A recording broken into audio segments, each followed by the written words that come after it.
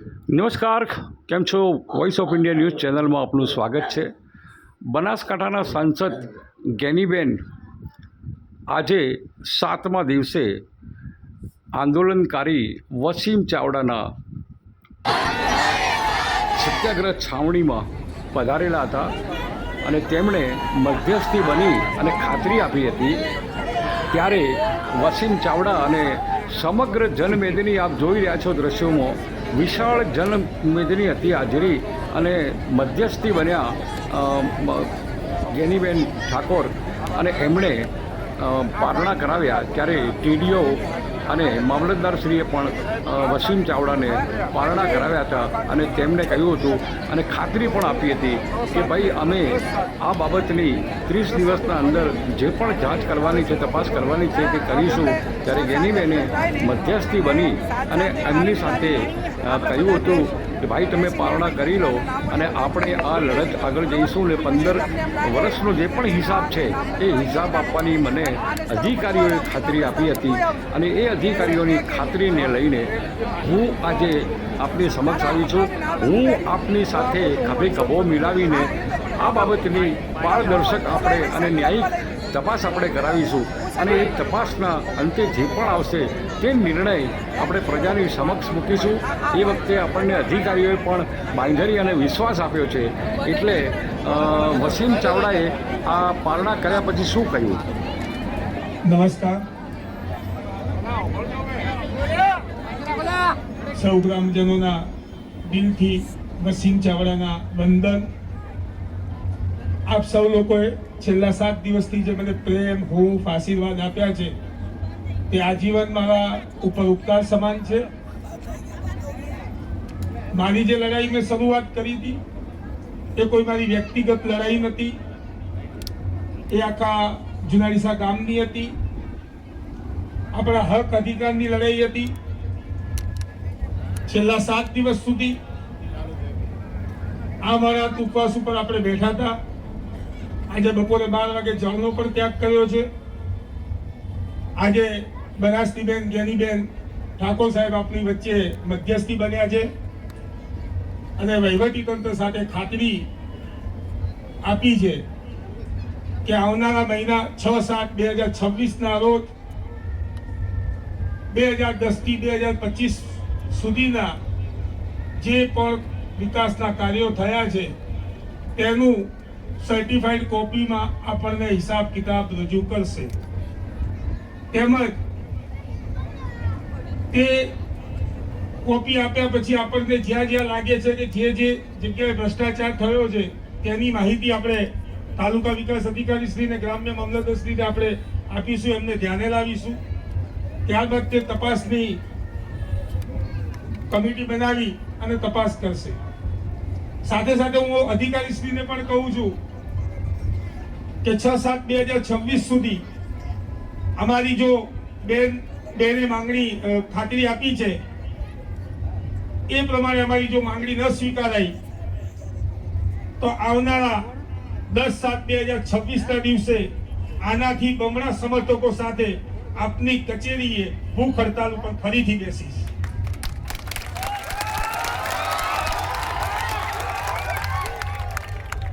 પહેલા મેં કીધું કે આ લડાઈ કોઈ આપણે વ્યક્તિગત સાથે નથી, કોઈ ધર્મ સાથે નથી, કોઈ સમાજ સાથે નથી ને કોઈ પક્ષ સાથેની નથી. આ લડાઈ આપણી પોતાના હક અધિકાર માટેની હતી અને આજે સુખંદ એનો અંત આવ્યો છે બેનની ખાતરીએ. તો આપણો વિજય માનીએ અને વિજય ઘોષથી ભારત માતા કી જય બોલાઈએ. ભારત માતા કી, ભારત માતા કી.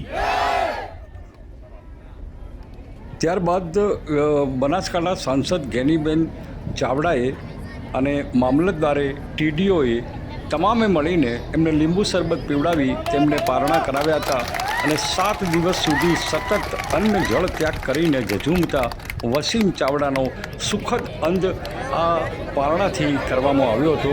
અને એમના લોકોનો જે ઉત્સાહ અત્યારે આપ જોઈ રહ્યા છો કે બનાસના બેન ગેનીબેન શું કહે છે. ઢોલીને એમને બધાને વિનંતી કે આ તો આપણે એક ન્યાય માટે કરીને બધા ભેગા થયા છે વહીવટી તંત્રને આપણે બધાએ, એટલે એમાં પણ શાંતિ રાખે અને જૂના ડીસાના તમામ સમાજના તમામ ધર્મના લોકો એક શાંતિમય વાતાવરણની અંદર ભાઈચારાની ભાવના રાખે એ પણ હું તમારી પાસે અપેક્ષા અને વિનંતી કરું. આવી ગયો.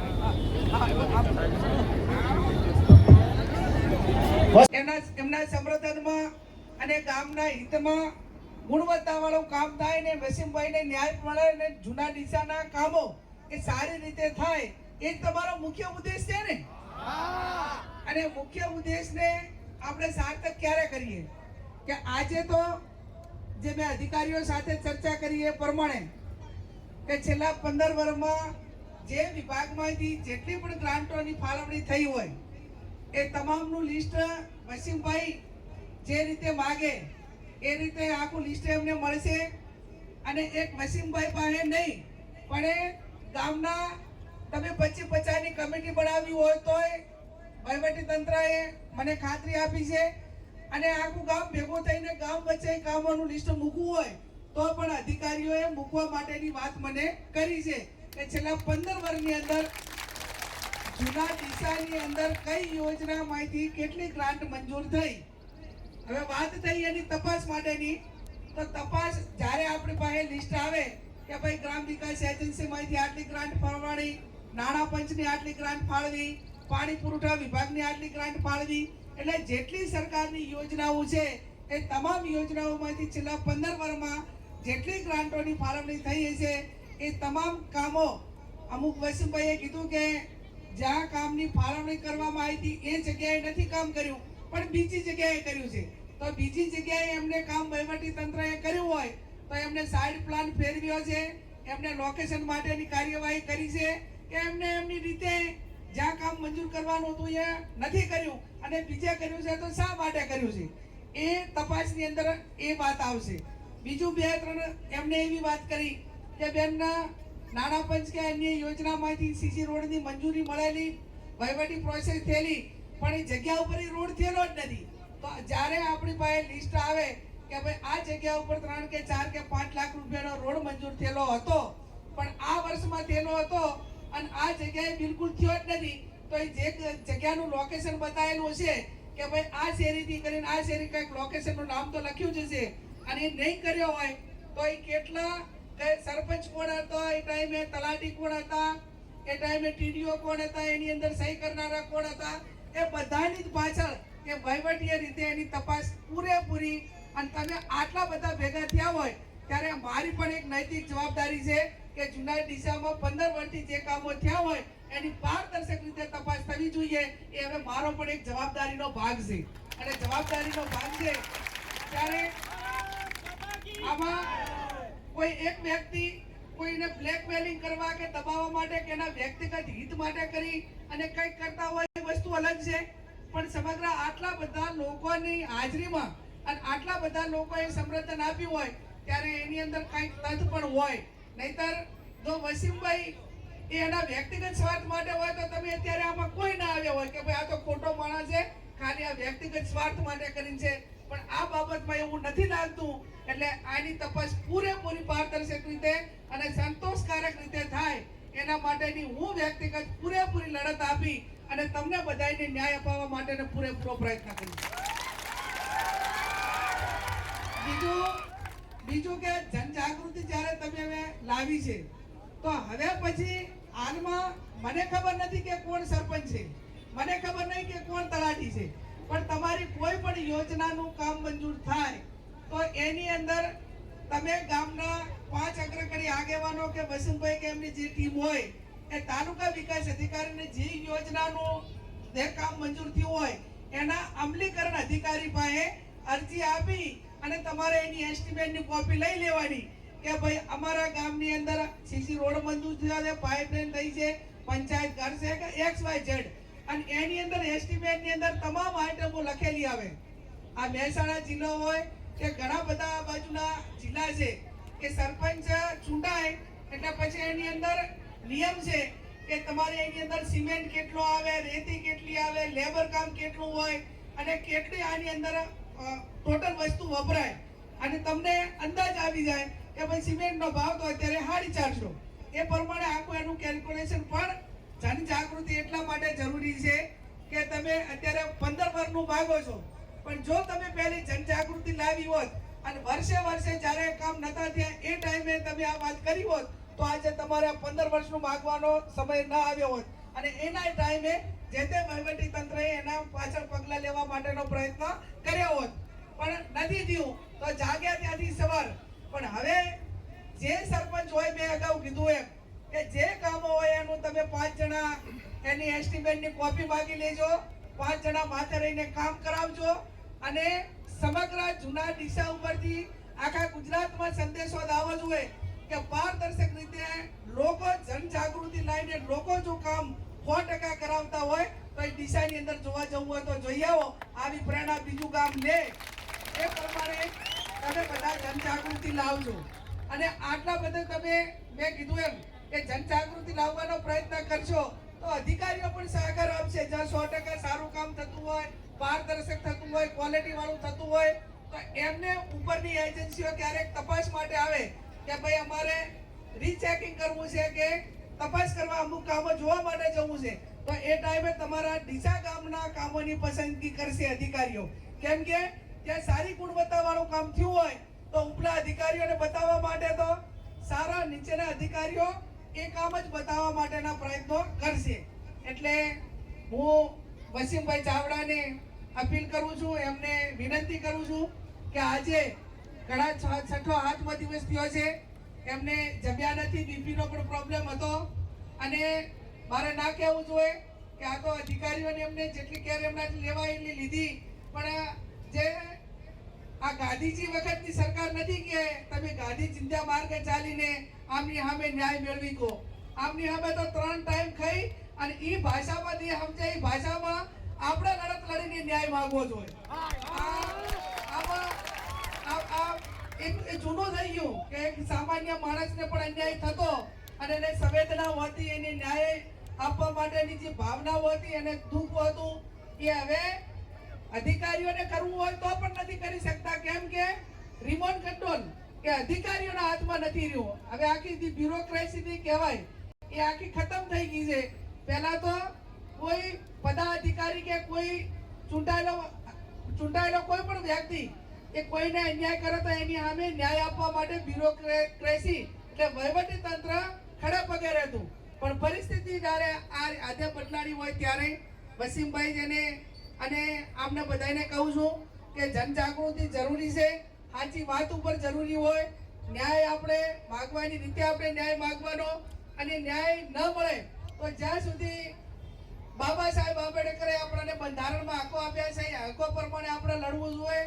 અને સ્વામી વિવેકાનંદજીએ પણ કીધું છે કે ઉઠો જાગો ને ધ્યેય પ્રાપ્તિ સુધી મંડ્યા રહો. જ્યાં સુધી આપણે ધ્યેય નક્કી કર્યો ત્યાં સુધી આપણે પરિણામ લાવવા માટેના પ્રયત્ન કરવાના. પણ સાથ સહકારથી સારું થતું હોય, કોઈ અધિકારી સાથ સહકાર આપતા હોય તો આપણે પણ એને તપાસમાં કે અન્ય રીતે એક આપણે નાગરિક તરીકે જે આપણે એને મદદ કરવાની થતી હોય એ પણ આપણે કરવી. એક તરફી નહીં પણ વાસ્તવિકતા શું છે એના ઉપર પૂરેપૂરો પક્ષ કરવા માટેનો પ્રયત્ન કરવો જોઈએ. ત્યારે વસીમભાઈને આમ તો એ પોતે આજે ના પાડે છે કે બેન તમે આ લોકો ઉપર ભરોસો મૂકો છો. કીધું મુકાય એટલો મૂકીશ, બાકી તો બધા આપણે ચા ટીટ ફોર ટાટ જેવા હાથે તેવા. એટલે તો આપણે એમને પૂરેપૂરો મોકો આપવો પડે ચૂંટાયેલા પદાધિકારીને સંસદ તરીકે. અને એમાંય પુરવાર નહીં થાય તો પછી વહીવટી રીતે કાર્યવાહી કરશું. વહીવટી રીતે સફળતા નહીં મળે તો તમે બધા જે છો એ પ્રમાણે તારા ડીસા છો, અહીં પંચાયતમાં તો મામલતદાર ઓફિસ ગયા છું, ત્યાં નહીં મેળવે કલેક્ટરમાં ગયા છું અને એ નહીં આવે તો પછી જે કંઈ કરવું પડે એ બધા હાથે રહીને કરશું. બરોબર ને? સ્ટેપ બાય સ્ટેપ જે રીતે પગલાં લેવાતા છે. ભારતીય બંધારણમાં આપણને જે હકો નાગરિકોને લોકોને બધાને મળ્યા છે એનો પૂરેપૂરો ઉપયોગ કરવા માટેનો પ્રયત્ન કરી અને જૂના ડીસાના તમામ નાગરિકોને કામો બાબતમાં, પંચાયત બાબતમાં પૂરેપૂરો ન્યાય મળે એવો વહીવટી તંત્ર પણ અત્યારે છે. અને હું વ્યક્તિગત રીતે પણ એમના કહેવાથી ખાતરી આપું છું. એટલે વસીમભાઈ હવે પાણી પીને પારણા કરી અને તમારા બધાએ જે તમે બધે સાથ સહકાર આપ્યો એમને એ બદલ તમારો પણ આભાર માનું, એમના ટેકેદારોનો આભાર માનું અને આવનાર સમયની અંદર આ ડીસા ઉપરથી બીજા ગામો પણ એક જનજાગૃતિનો ભ્રષ્ટાચાર હટાવવા માટે દરેક પંચાયતના નાણાં, યોજનાઓના નાણાં એ પૂરેપૂરા વપરાય એવી જનજાગૃતિ સમગ્ર રાજ્યમાં અને બીજા પણ આવે એવી અપેક્ષા સાથે વસીમભાઈને પારણા એ તાલુકા વિકાસ અધિકારી અને મામલતદારશ્રી બંને પાણી પાઈ અને કરે અને હું મામલતદારશ્રીને ખાતરી આપું કે જે મેં વાત કરી એ બાબતની વાતની પોતે પણ ખાતરી આપું.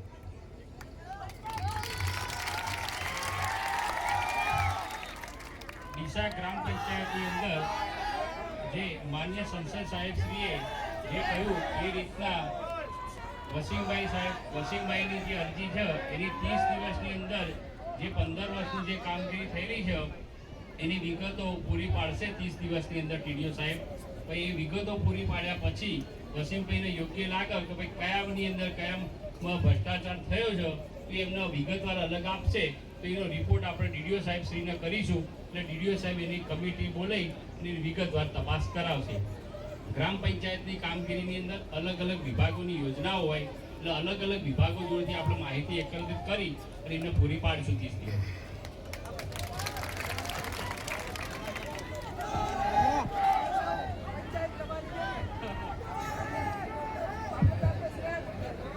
નમસ્તે. માન્ય સાંસદ સભ્ય સાહેબે જે વાત કરી છે એ મુજબ વહીવટી તંત્ર તરીકે અમે આપ સર્વે ગ્રામજનોને ખાતરી આપીએ છીએ કે એમની 6/6/26ની જે અરજી છે એ મુજબ 6/7/26 સુધી જૂના ડીસા ગ્રામ પંચાયતમાં જે પણ કામો કે ખર્ચ થયેલા છે એના હિસાબો સમગ્ર ગ્રામજનો સમક્ષ રજૂ કરવામાં આવશે અને ત્યારબાદ જે પણ કામોમાં ક્યાંય ગેરરીતિ કે ભ્રષ્ટાચાર થયેલાના કોઈ તમારી જાણમાં હોય એના આધારે જે પણ લેખિત રજૂઆત મળશે એમાં જિલ્લા કક્ષાએથી કમિટીની તપાસ કરવા માટે પણ અત્રેથી અહેવાલ પણ મોકલવામાં આવશે અને નિષ્પક્ષ અને પારદર્શક વહીવટ થાય એ બાબતે અમે વહીવટી તંત્ર વતી આપ સર્વેને ખાતરી આપીએ છીએ. Thank you. બનાસકાંઠા સાંસદ ગેનીબેન ઠાકોરે ટીડીઓએ અને મામલતદારશ્રીએ પ્રજાની સમક્ષ ખાતરી આપી હતી કે એનો એક સુખદ અંત આવ્યો છે અને તમામે તમામ એટલા બધા ઉત્સાહમાં હતા અને વિશાળ જનમેદની આપ દ્રશ્યોમાં જોઈ રહ્યા છો. ખરેખર એકજૂટ બનીને કોઈ પણ કામ કરો તો અત્યારે આપ જોઈ રહ્યા છો કે તેનું સુખદ અંત આવે જ છે.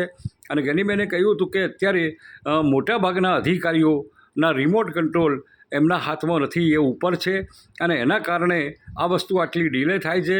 પણ હું સંસદ તરીકે તમારી સાથે રહીશ અને જે માગણીઓને જે ખાતરી આપી છે તે ખાતરી સંપૂર્ણપણે આપણને લાગશે કે નથી પૂરી થઈ તો પછી લડી લેવાના મૂડમાં પણ આપણે છીએ. એટલે એક આગવી સ્ટાઇલમાં, આગવી શૈલીમાં ગેનીબેન ઠાકોર જે ઓળખાય છે એ તમામ શૈલી આજે સાંભળવા